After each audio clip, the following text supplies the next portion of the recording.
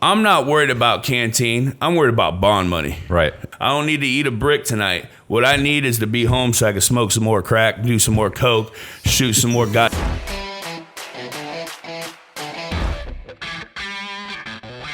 This is Tommy Sikorsky, I'm assuming. Sikorsky with a P? Yes, okay. sir.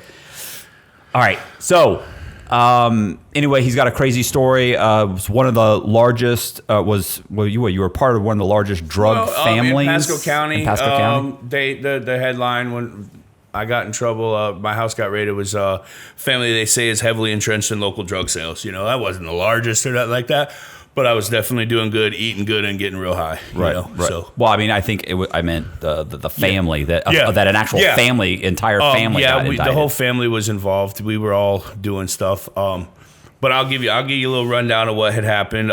Basically, I moved down here from Chicago, Illinois, back in '94.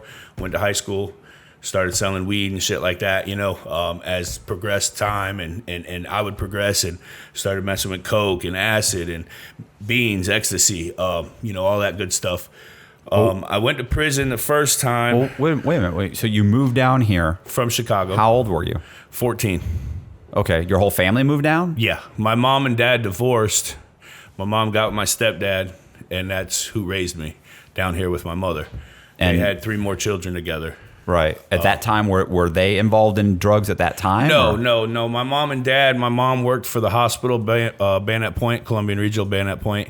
She worked there for like 15 years.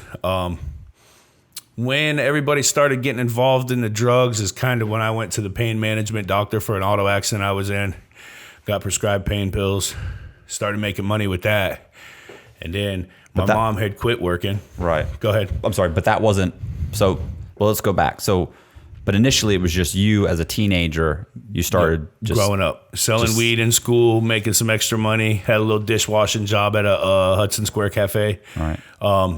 You know, but of course everybody likes money, so I'm doing a little bit of stuff on the side, and it just progressed. You know, everything more would come. Right. And what I mean by that is, you know, I could make more money if I sell a little bit of coke with this weed. Oh, I could sell these beans that I get from a friend of mine over here, and I can make more money. I'm getting them for, $4 or $5, and I'm selling for 10 or 15. You know, can I ask you a question? What's a bean? What is that? Ecstasy. I don't know what that is. Ecstasy.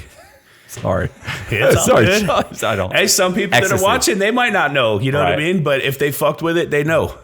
I fucked with it. So I wrote ecstasy and stuff like that. Okay, so I wrote a story about a bunch of guys in Hudson, Florida. Mm-hmm. And it was Lance Barabbas. I know who they are. Yeah. I went to school with my girlfriend. Okay, so the kid's name was Doug. Doug God. I wrote his book, his memoir, when I was in prison. So yeah, when you say Hudson, like I think about what they owned the Holy Ground. Right. Absolutely, I know who they are. Okay. Yeah. All right. Sorry, it's when you said Hudson, I thought, hey, absolutely, that's one of now they were one of the largest. They didn't fuck off, you know. Right. They did their thing. There's plenty of other families that did their thing. Hudson, Shady Hills, Moon Lake. I mean, of course, that's, backwoods shit, but that's where all the dope's at. Right. Out in the lake, out in the Shady Hills, you know what I'm saying? People dropping fish tanks and getting pounds of dope out of them, you know what I mean? That's where it happens. So that's why. I don't know what that means. I don't know what that means, bro. When I say dropping fish tanks. Hold on.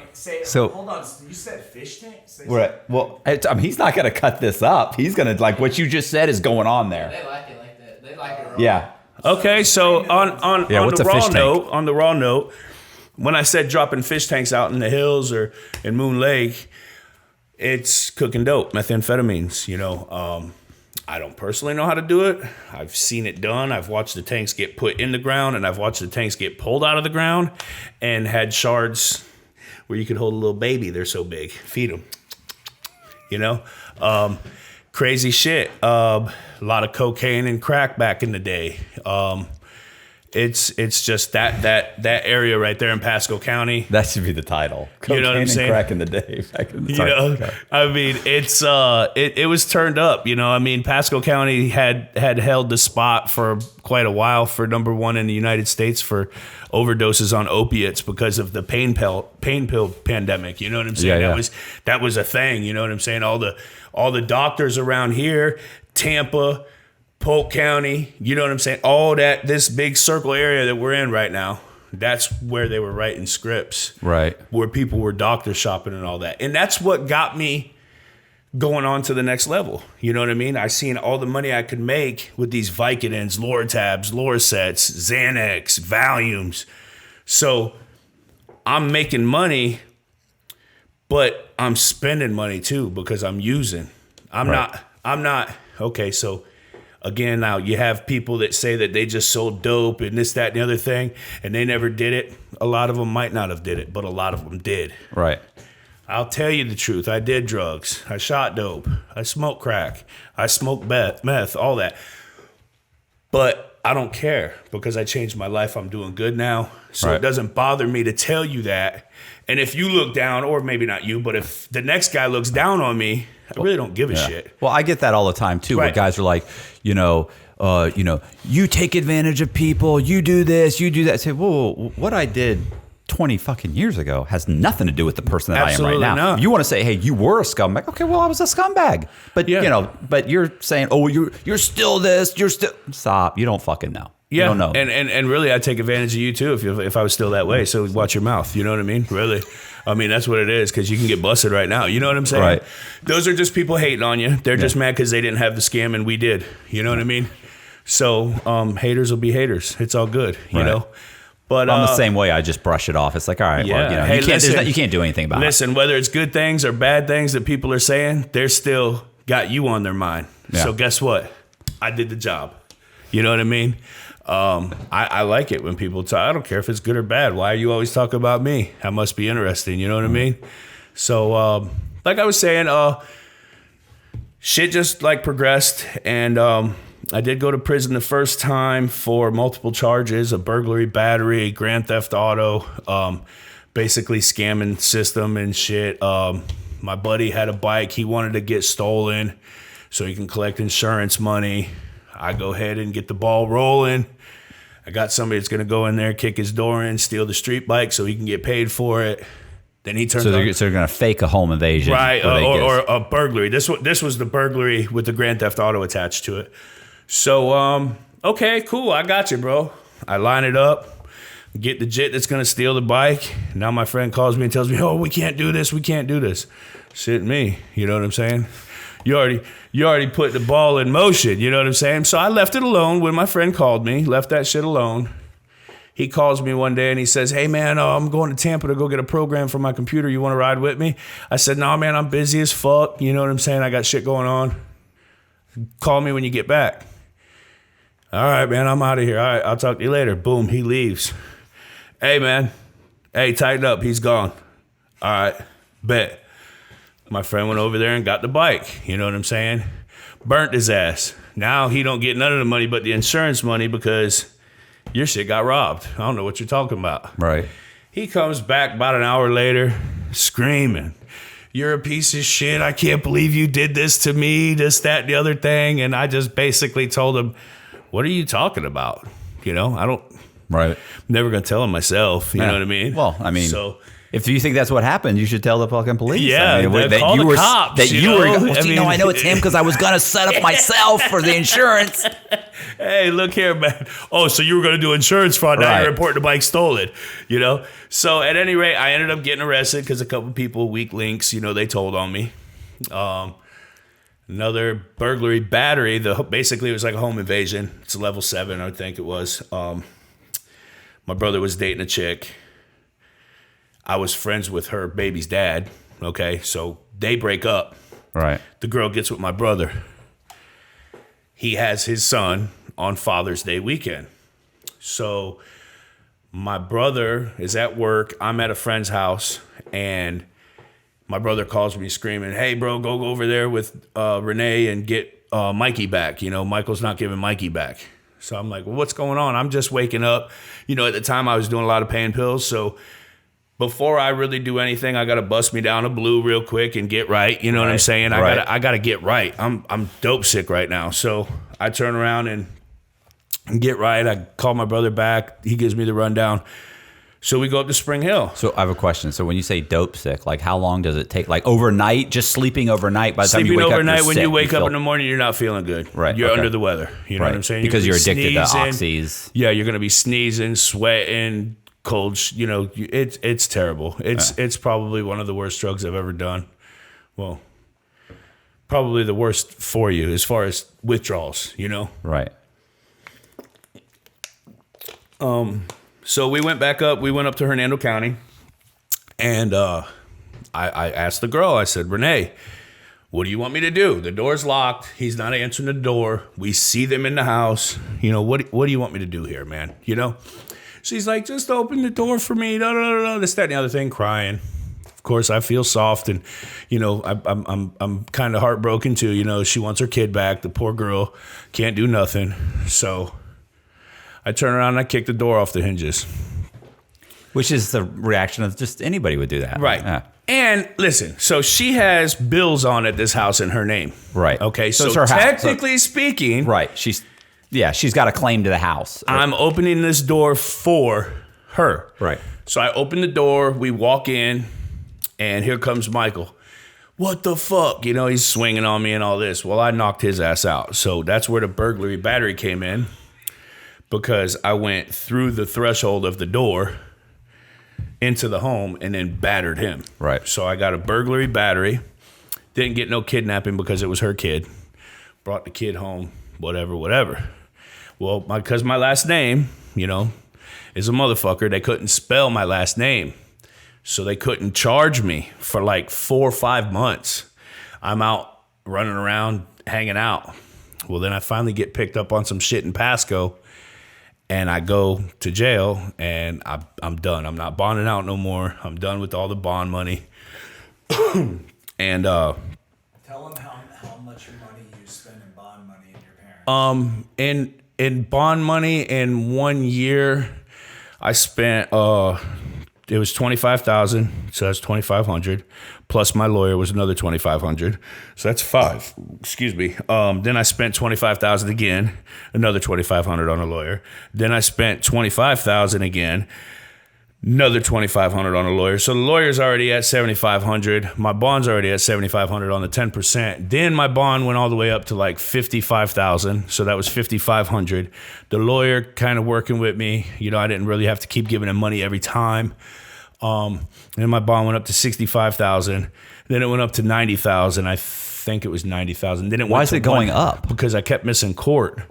Reason I would miss court was drug addict. I would, you know, sell drugs to do drugs. So I'm smoking crack all night, doing coke and all this other shit. Get a shower. I'd be drying off, literally looking in the mirror while I'm drying off in the bathroom. And I'm like, you know, cross-eyed, jaw way over here because I'm so high on coke. And I'm looking at myself and I'm like, bitch, I can't go to court right now. You know what I mean? The judge is going to throw me in jail. Right. So fuck court. I'll rebond. I don't have to see the judge today. My mom would scream, Tommy, your fucking bond's going to go up. That's okay, Mom. Just put the house back up. I'll pay the cash. Don't worry about it. Oh my God. And of course, Mom, you know, was always on my team. Right. It didn't matter what her son, her baby boy did. She was coming. She was signing that deed to that house. I was putting up the 10%, and I was getting out of jail. I bonded out so many times that when I would come to jail, the people in booking would be like, hey, Saporsky, you bonding out or you staying? I'm bonding. You know, I got a bond, right? I'm out of here, bitch. You ain't even got to dress me out. You know what I'm saying? And then now you can mention me, DOC TV. That's where we met. Oh, you met in... This was 15 years ago. You've been arrested, what, like 35 times, right? I've had 35 arrests on my record. I got 35 arrests on my record, whether it be violation of probation, new charges, this, that, the other thing. That's where I met Josh, DOC TV 813. That's how I met you.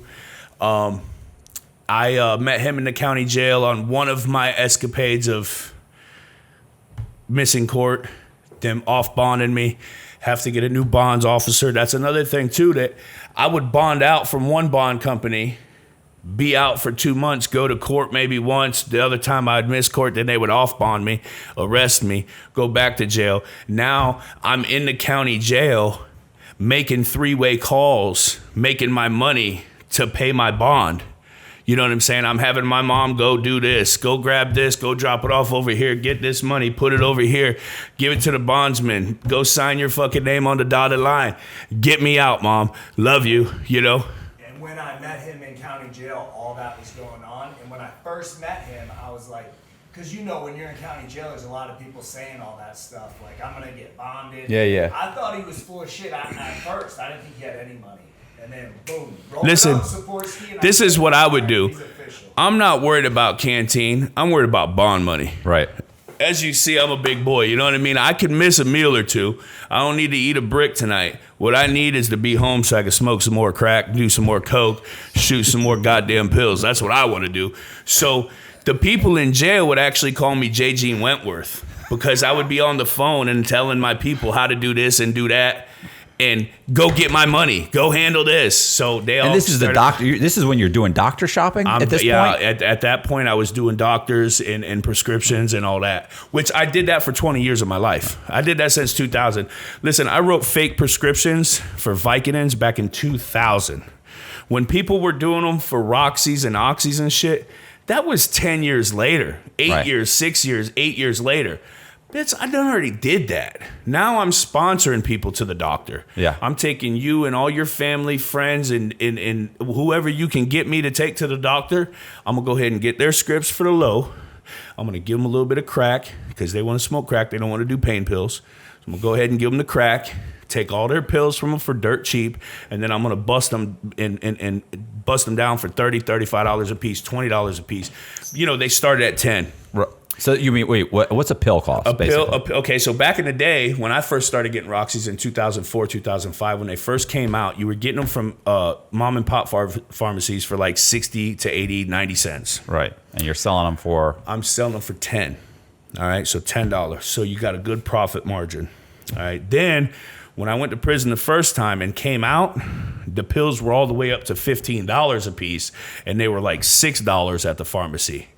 You know what I'm saying? So there's $6. So on 120 pills, you know, you do the 600, 720. You're paying $720 for a script of 120 blues. But before I went to prison the first time, you were getting from one doctor. I was getting 330 30s, oxycodones, 150 oxy 80s, 480 methadone 10s, 120 Xanax bars, 90 Flexerol, and 60 Somas from one doctor.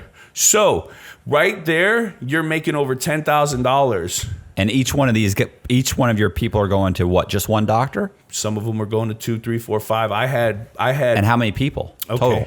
Sorry, about 50. You know, so that could be 150 scripts. Okay, so look. If I'm sponsoring that many people to the doctor, or I was taking that many people to the doctor, or however it was going down, I was actually able to take as many people as I wanted and still support $750 to $1,500 a day drug habit. Still walk around in nice clothes. Still drive foreign whips. You know, it may not have been my foreign whip, but I bet you I was driving one. You know what I'm saying? So, at the end of the day, plus, you know, I'm doing meth at the time now. You know, I mean, this was a very... How old were you? When I was doing the meth and shit, about 25 on up to about 30. You know, I did it for about 5 years. I've done a lot of drugs, man. I didn't discriminate, you know what I'm saying? If it got you fucked up, I wanted to try it, you know what I mean? Because that's the life I was living, you know?